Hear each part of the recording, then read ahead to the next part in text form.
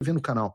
Sempre me dói o coração em ver a quantidade de pessoas que não curtem o vídeo e que sequer estão inscritas no canal. Na verdade, eu sei que pode não ser a tua intenção, mas você acaba me atrapalhando, porque o YouTube foca muito na interação. Então, a sua ação se inscrevendo no canal mostra que o meu conteúdo é importante e faz com que ele chegue a mais pessoas. Se a gente quer combater a velha mídia, a gente tem que combater a velha mídia com interação sua. Então, prioridade para o Trump, e os batistas também têm um peso grande na Venezuela, ficou público aqui que eles foram de avião lá tentar convencer o Maduro a renunciar e por aí vai, né? E não só conversar com o Maduro, mas também com a Delcy Rodrigues, que hoje acabou sendo a presidente, né? Então não foi uma missão tão mal sucedida assim.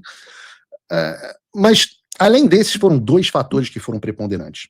O primeiro deles foi a incapacidade da oposição brasileira de reagir e se unir em torno dessa pauta Magnitsky. A gente vai falar mais sobre isso hoje, quando a gente for falar sobre o Valdemar. Mas, em um dado momento, o Eduardo e eu ficamos aqui sozinhos, igual ao William Wallace naquela cena do Coração Valente, né, quando ele avança, olha para trás e vê que todo mundo está parado. Eu não sei se o Gabriel tem aí o trecho, eu adoro esse trecho do Coração Valente. Olha, o William Wallace olha para trás, tá lá no meio da batalha e vê todo mundo deixando ele na mão. Essa é a oposição brasileira. Bota de novo o vídeo aí. Isso aqui é o Eduardo Bolsonaro sacudindo a bandeira da Escócia, né, do Brasil, no caso, e aí esse aí talvez seja o Nicolas, aquele ali, essa é a Michele, aquele ali são os caras da oposição do Congresso Brasileiro, e por aí vai. A gente se diverte, né, com esse tipo de coisa. A gente vai falar sobre isso no programa de hoje ainda, porque a gente tem que falar sobre o processo de Joe Bidenização do Valdemar da Costa Neto. Mas o segundo ponto, que é o que a gente quer tratar aqui, pelo menos nesse bloco, tem a ver com questões com que as pessoas nem sempre compreendem, coisas que estão além da compreensão das pessoas normais, né? Outro dia eu falei, ontem que eu fiz a postagem sobre o negócio do relatório do Congresso, aí veio uma engraçadinha no X e falou assim, não se fala de outra coisa na fila da carne. Eu falo assim, então é assim, o mundo se limita ao que as pessoas discutem na fila da carne. Então, se não é um assunto discutido na fila da carne, não é importante. Então, por exemplo, o Flávio Bolsonaro, não sei se deveria falar sobre o Big Brother, quando teve porque é isso que as pessoas discutem na fila da carne. O Big Brother, a campanha do Vasco da Gama, esse tipo de coisa, e não falar sobre terras raras e minerais críticos, que foram, por exemplo, incluídos dentro do discurso dele no CIPEC.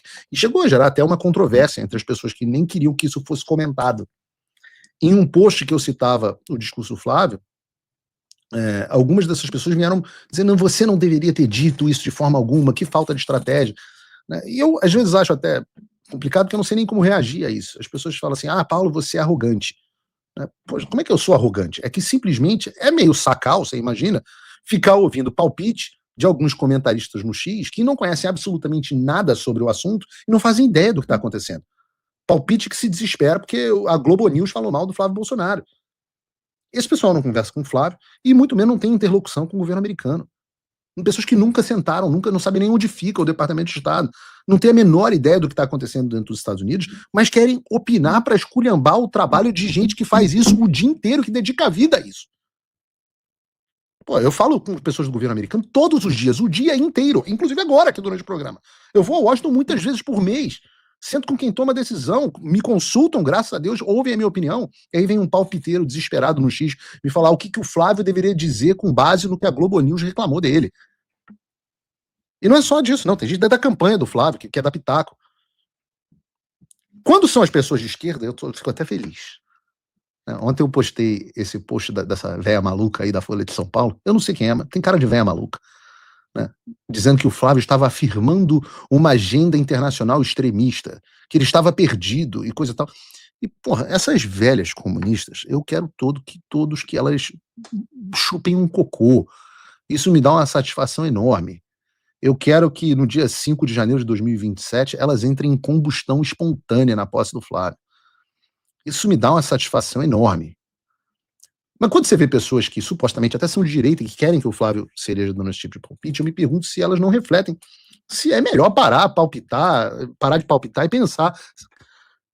Porque não adianta a gente comentar sobre o que a gente não conhece, né? Quantos assuntos eu não deixo de comentar aqui no Paulo Figueiredo Show? Porque eu não conheço sobre esses determinados assuntos. Quem não conhece algo tem que ficar calado sobre esse algo. É uma das regras mais simples da vida. Seu pai deveria ter te ensinado isso. Cala a boca, filho. Deixa os adultos conversarem. E se você fala um troço desse, é arrogância. Não, não é arrogância. Só que você tem que respeitar. Eu não entro na mesa de um cirurgião e falo assim, não, meu filho, é aqui, ó, é por aqui que você tem que fazer a incisão. E um dos pontos que causaram histeria em algumas pessoas, eu vou conectar isso com o negócio da Magnitsky, tá? Um dos assuntos que causaram histeria em algumas pessoas, porque a Folha de São Paulo disse X, ou a Globo News disse isso, foi essa questão da segurança mineral dos Estados Unidos. E no discurso dele no CIPEC, o Flávio explicou a importância disso e o papel que o Brasil poderia ter nessa história. E explicou muito bem, inclusive a gente falou sobre isso ontem, que sem os minerais das terras raras, a revolução da inteligência artificial não seria e não será possível. Sem esses minerais, pelo menos não nos Estados Unidos, sem esses minerais, a produção de equipamentos militares não é possível. Você não consegue projetar um caça F-35 sem acesso a uma série de componentes que fazem o caça desaparecer, que fazem os componentes do míssil que é conectado. A produção de baterias avançadas não é possível, a produção de carros elétricos, veículos elétricos, motores elétricos não é possível, a produção de telefones celulares não é possível. Hoje em dia, nenhuma torradeira você consegue fazer. Agora, os Estados Unidos, que sempre foram um país de enormes riquezas naturais, se deparam com a situação de que eles não têm esses minerais no seu próprio território. Eu não sei se vocês sabem, eu vou esquecer agora o nome do avião, mas para fazer aquele... Me digam aqui no chat o nome do avião. Aquele avião que os Estados Unidos faziam na década de 60, era o Blackbird, se eu não me engano, que era um avião até hoje mais rápido que alguém já produziu, e ele era todo feito de titânio, né? O avião era todo feito de titânio e os Estados Unidos não tinham titânio. Todo o titânio estava na União Soviética. Para fazer o avião, os Estados Unidos tiveram que criar 47 empresas fictícias, através da CIA, empresas de fachadas para comprar esse titânio. É o SR-71, é isso aqui. Obrigado, Arthur Dias.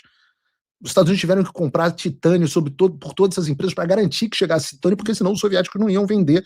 É o Blackbird, eu acertei, é o SR-71 Blackbird. Senão os americanos não conseguiriam ter aquele avião avançado. Então, quando você pega um caça F-35, só para dar um exemplo, ou um F-22 Raptor, qualquer um desses, você vai ver que os componentes contidos são componentes que não existem dentro dos Estados Unidos. Algo que não é normal.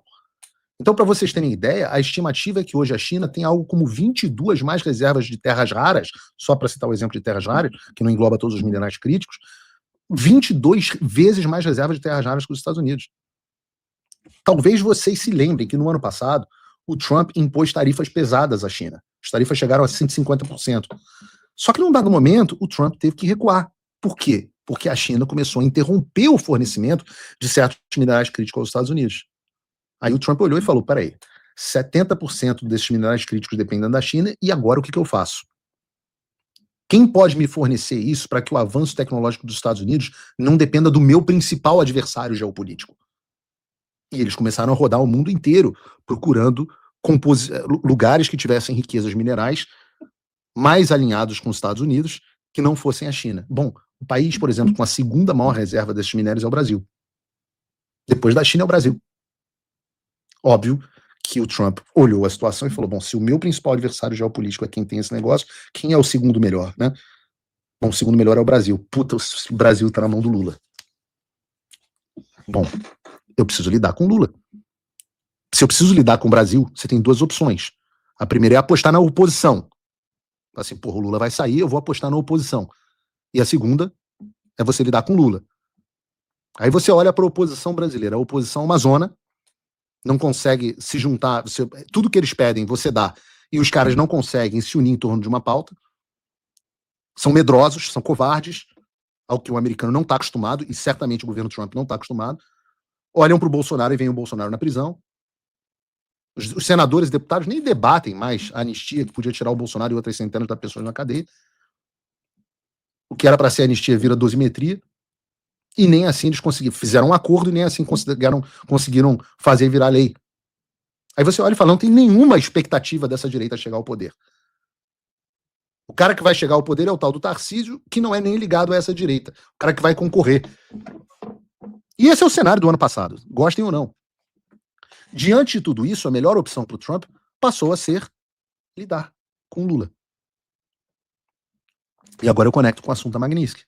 Trump passou a lidar com Lula. Caso contrário, a grande missão dele, que a garantia da independência energética dos Estados Unidos, ia para o ralo e ele ia precisar lidar com quem? Era o Lula ou a China.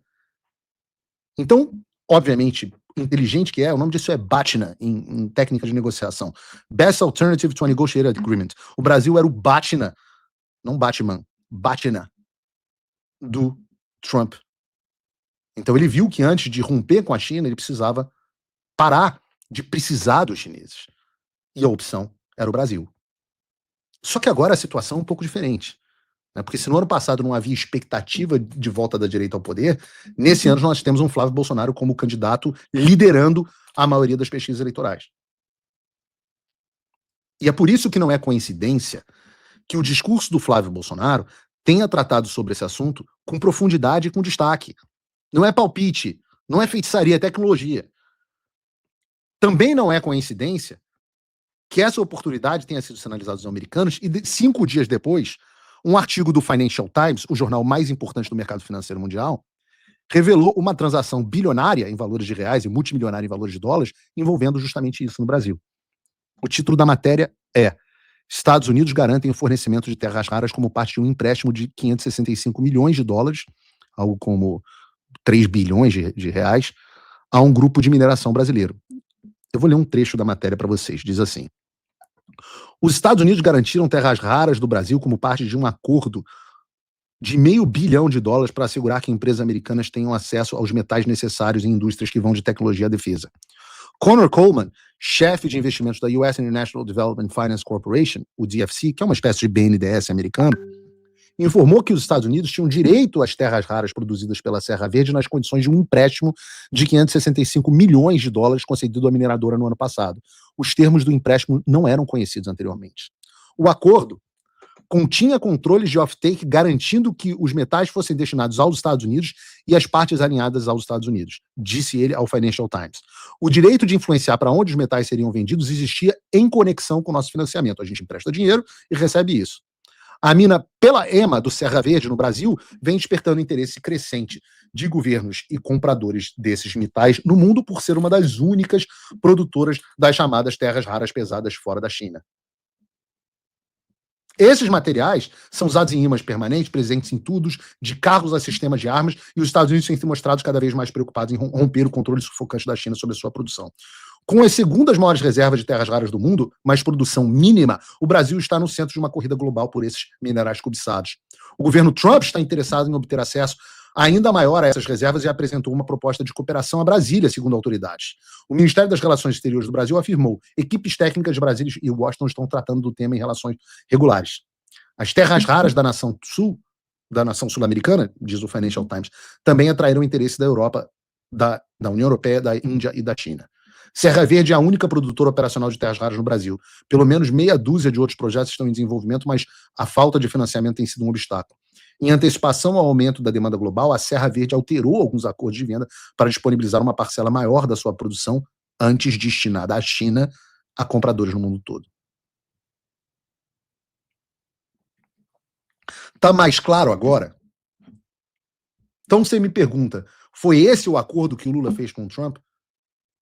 Sem dúvida nenhuma, eu afirmo para vocês categoricamente, de novo, decisão multifatorial, que um dos termos do acordo que Lula fez com o Trump passou por aí. Houve aceno em outras áreas. Houve aceno em outras áreas, inclusive na segurança pública. Mas a notícia boa é que mesmo o Lula, com todo o seu discurso de soberania, e no final estava fazendo um acordo secreto com os Estados Unidos, fornecendo terras raras da Serra Verde aos americanos, ainda assim, como diz a reportagem do Financial Times, é muito pouco perto do que os americanos querem.